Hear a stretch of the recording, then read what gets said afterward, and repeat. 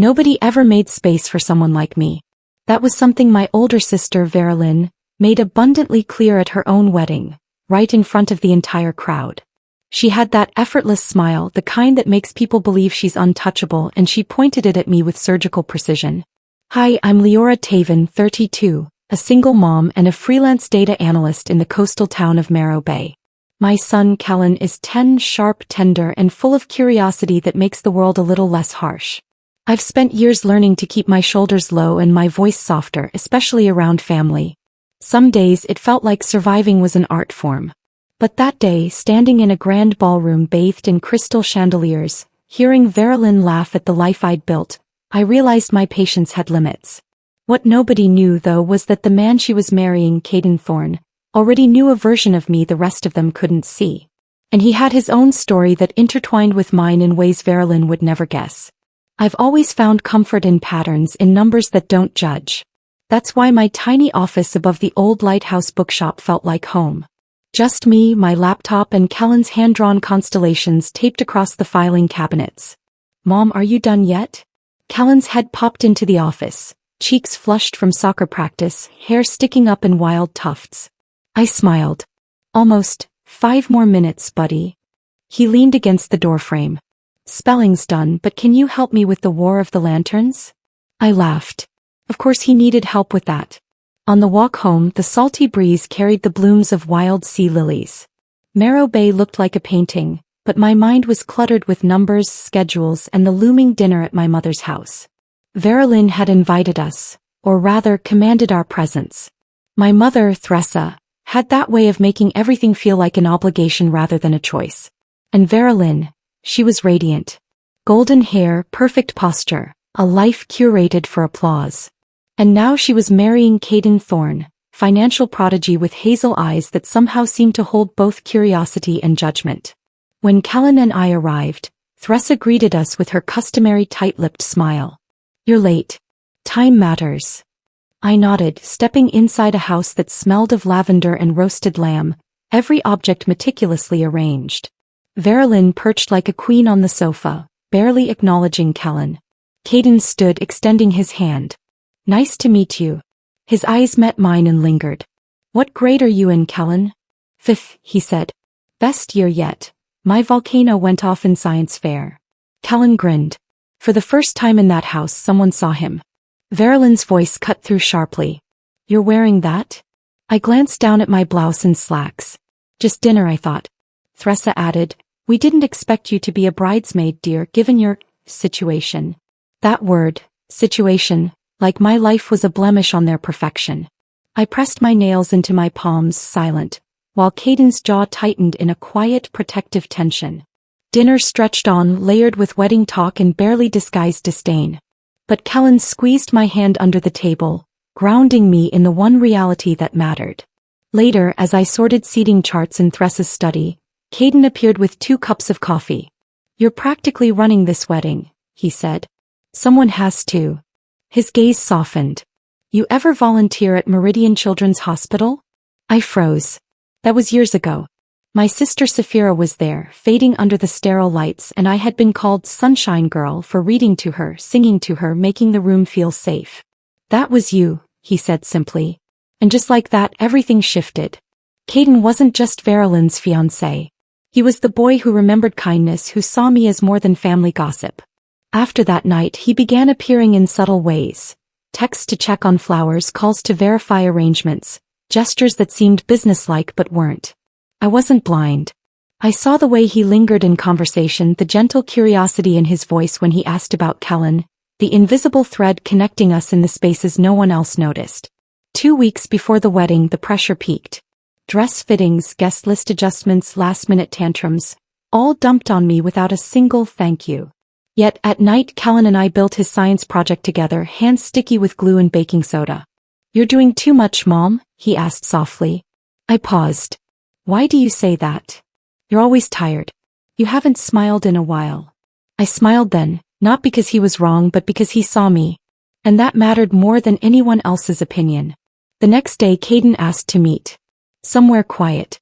I want you to be my maid of honor, he said in a hushed voice across a cafe by the harbor, the scent of salt and espresso mingling. I blinked. It wasn't about Verilyn. He insisted. You've done everything already. It feels right.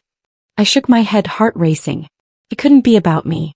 But he looked at me with eyes that had seen loss, resilience, and the kind of love no ceremony could capture. That night my mother called, shrill with rage. You had to make this about yourself. I answered evenly. Caden did. Silence followed. Kellen, building a Lego ship on the couch, glanced up. Was that Grandma? Let's just say, not very nice, I replied. He nodded. Then don't listen. And so in the days leading to the wedding, Verilyn avoided me. No calls, no texts. A silence that felt like a warning. But when I caught Caden watching me, there was no flirtation, just recognition. And beneath it all, Kellen's unwavering presence reminded me why I'd endured so much. He mattered. And for the first time in a long time, I allowed myself to hope that someone else might too. The days between the dinner and the wedding felt like walking on glass. Verilyn avoided my calls and messages, her silence deliberate, almost surgical. Theresa kept her distance too, though I could feel the heat of her judgment in every glance that crossed the street when we passed. Kellen, oblivious to most adult schemes, stayed his bright, unshakable self, and that became my anchor. Caden, on the other hand, began showing up at the most unexpected moments. A quiet nod at Kellen's soccer game, a message checking if we needed help with anything at all, a coffee dropped off just because. He never pushed, never overstepped, but there was a tension in his eyes, a knowledge that we were both waiting for something neither of us had words for yet. And in those moments I felt it, a thread connecting us, fragile but unbreakable. One evening, as Kellen and I worked on the final touches of his science project, I caught myself thinking about the wedding day.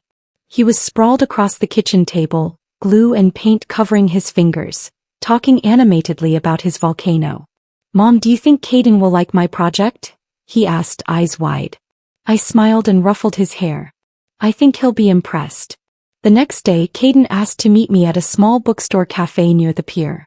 It was quiet, filled with the mingling scents of paper, coffee, and the salty air. He looked serious, but there was a softness to his expression that always unsettled me in the best possible way. I know Verilyn hasn't included you in the wedding plans, he began, but I think you should be my maid of honor. I blinked. That isn't how it works. I know, he said quickly. But you've already done everything that matters. You've been the steady hand, the organizer, the heart behind this wedding. And I want everyone to see that. I want to honor you. I shook my head, a mixture of shock and disbelief swirling in me. Caden, you're marrying my sister. This isn't about me. He leaned closer, voice soft but urgent. It is about you. As I remember. I remember the little girl who sang to my sister in the hospital, who made her laugh when no one else could. I remember you. The words hit harder than I expected. My chest tightened and I looked down at my hands wrapped around my coffee cup. I didn't say yes, but I didn't say no. And in that moment, I understood that some connections couldn't be ignored no matter how complicated they seemed.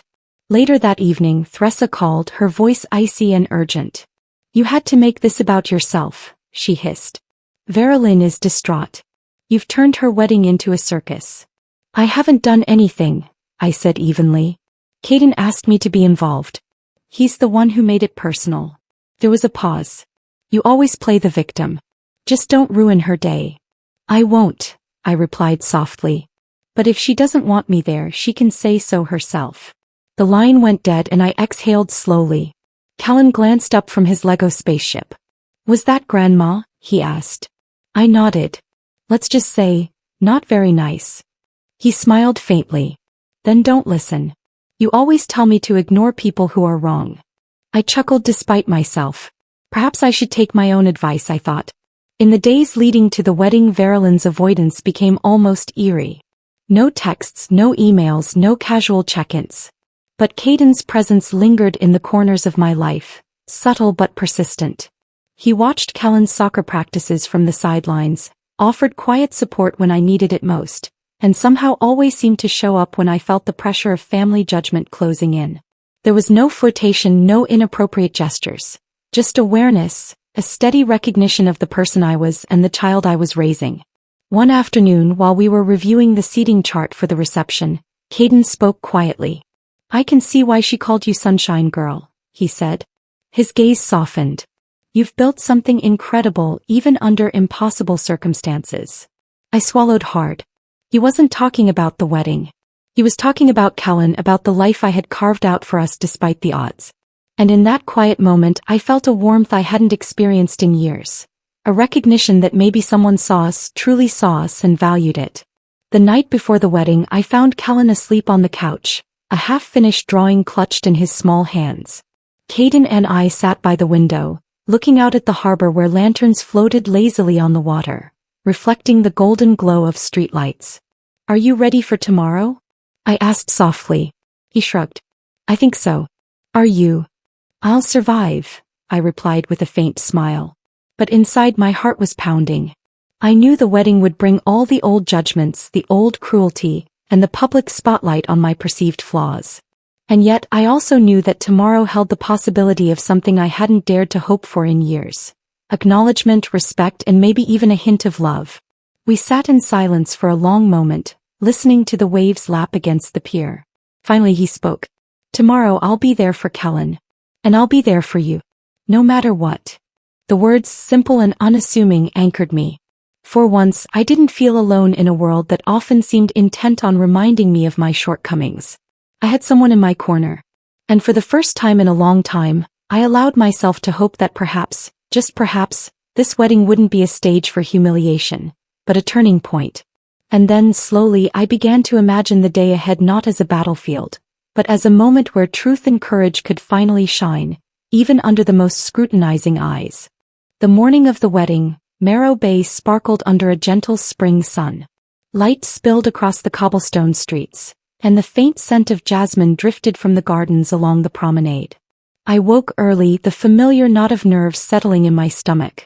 Callan slept peacefully, his small chest rising and falling, and for a moment I simply watched him, grateful for the anchor he had always been.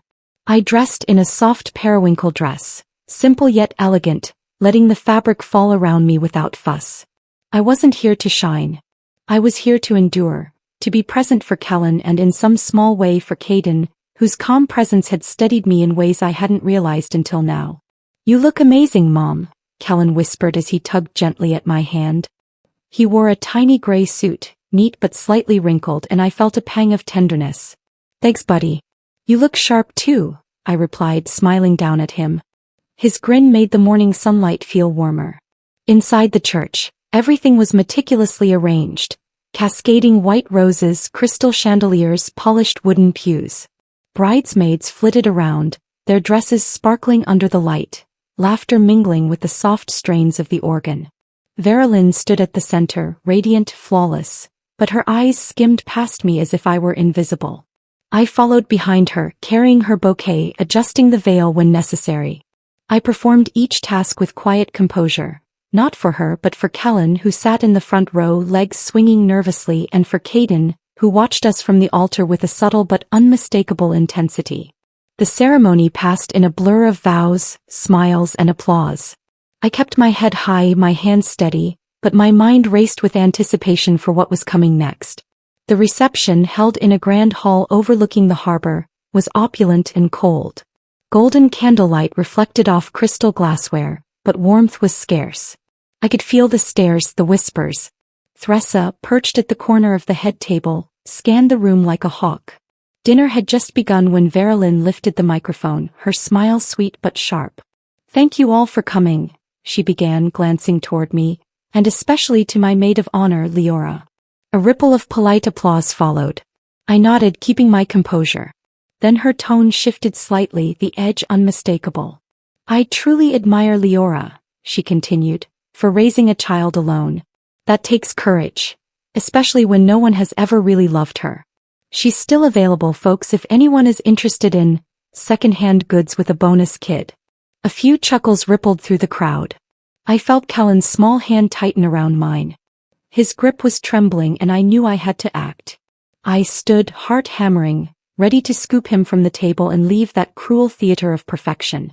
Before I could move, a chair scraped loudly behind me. Caden rose, moving toward Verilyn. The room fell silent, tension thick enough to cut with a knife. This is supposed to be your wedding, he said quietly but firmly, holding up a hand. Verilyn froze mid-laugh. Tonight reminded me that no amount of money, flowers, or polished appearances can hide the truth, he continued, his eyes finding mine across the room. Leora and I didn't just meet last month. We met years ago at Meridian Children's Hospital. My sister Saphira was ill and Leora, she was the light in that room. She read to her, made her laugh, and brought joy when there was none. And she brought her son, Callan, who brightened every moment. The hall went utterly still. Callan blinked, unsure, but he stayed rooted in my hand. I felt my chest tighten, not with fear but with a rush of recognition. Someone had finally acknowledged what I had done, what Callan had been through, and the strength it had taken to endure. Caden turned to Verilyn, his voice unwavering. I cannot, in good conscience, continue this wedding under these pretenses. The values we claim, the kindness we pretend to hold, it doesn't matter if we hide from truth. I'm calling this off. A sharp gasp cut through the hall. Verilyn's jaw dropped. You don't mean that. I absolutely do, he said calmly. Then he moved toward Callan, kneeling to meet him at eye level. Thank you, he said softly, for being the bright star you are. Callan's eyes widened, uncertain, but he nodded. Caden stood and reached for my hand. Come with me, he said. For a moment I couldn't move. The eyes of every guest, every family member were on us. Thressa's face was pale, Verilyn's mouth open in disbelief. But then I saw Callan's, steady and trusting, and I took Caden's hand. Together we walked out past the whispers, past the judgment, and into the crisp evening air of Marrow Bay.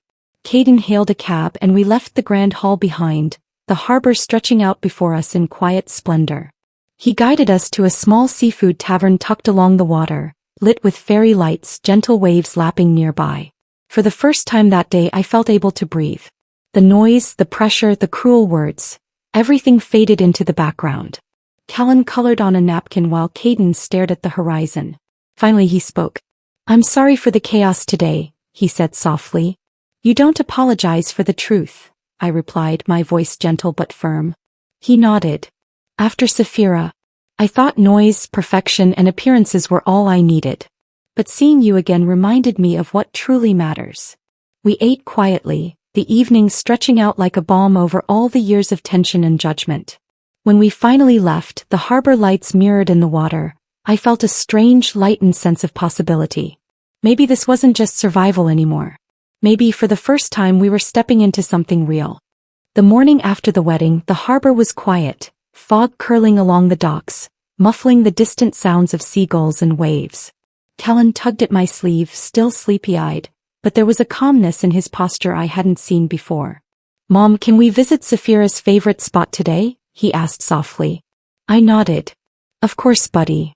The cemetery was tucked between towering pines, a hidden place overlooking the bay, serene and untouched. Julian, no, Caden, as he insisted on now, walked slowly beside us, holding a small bouquet of white daisies in one hand, a painted stone in the other. Callan's eyes widened at the sight. This was hers, he whispered. Caden nodded. She always kept this by her bed. Your drawings, the stars, the planets, they made her brave. He placed the flowers gently beside the marker and set the stone down with care. For the first time the grief didn't feel heavy. It was soft, manageable, like a tide that had finally ebbed. Callan stood beside us, silent but steady, taking in the quiet beauty of the place. I breathed in, letting the peace fill the spaces grief had once occupied. Over the following months, life changed in subtle but profound ways. I opened my own small financial consulting office downtown, Taven Financial Services. The name had been Caden's idea. You built this, he told me one morning, smiling. Let the world see it. The office was simple, warm, and honest.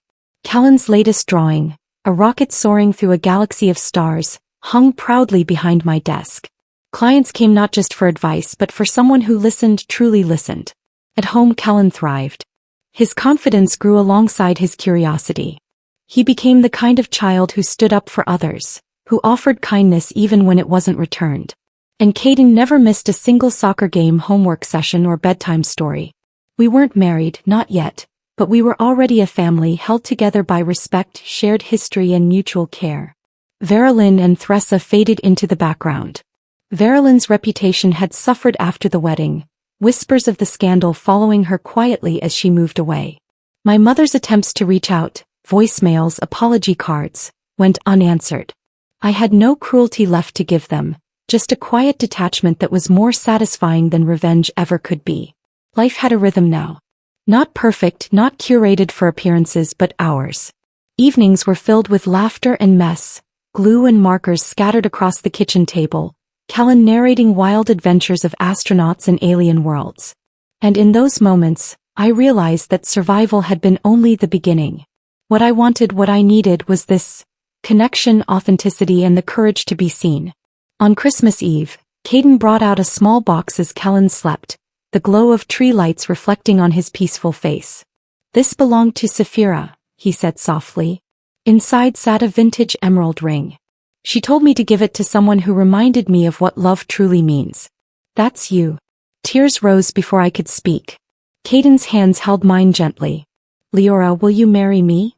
I looked at the ring, at Kellen, at the man who had seen me fully when no one else had, and whispered, "Yes." Outside, snow began to fall softly, drifting down like peace finally finding a place to land. Healing, I realized, doesn't arrive with fireworks or grand gestures. It creeps in quietly, like a door you thought was locked forever, suddenly swinging open. I had spent so long believing that survival was enough. That love had to be earned through sacrifice and silence. But standing there with Caden and Kellen, I understood that love, the kind that heals and lasts, is never about proving worthiness. It's about being seen exactly as you are and still being chosen. Years of quiet endurance had brought me here, to a life filled with warmth, laughter, and genuine connection. My son, my partner, my work, they were proof that even in the darkest times, something beautiful could grow. And I finally knew that being second-hand didn't mean flawed. It meant lived, resilient, and fully capable of love. So if there's anyone listening who has ever been made to feel invisible, unworthy, or unwanted, I hope you hear this. You are seen. You are enough. You are deserving of love, of joy, of a life where you can finally step into the light. And when that light comes, you'll know it because it will feel like home. Life isn't perfect, but it's ours. And for the first time, I wasn't just surviving, I was living. If you enjoyed this story and want to see more like it, don't forget to subscribe to the channel for future uploads and leave a comment sharing your thoughts. I'd love to hear which part moved you the most.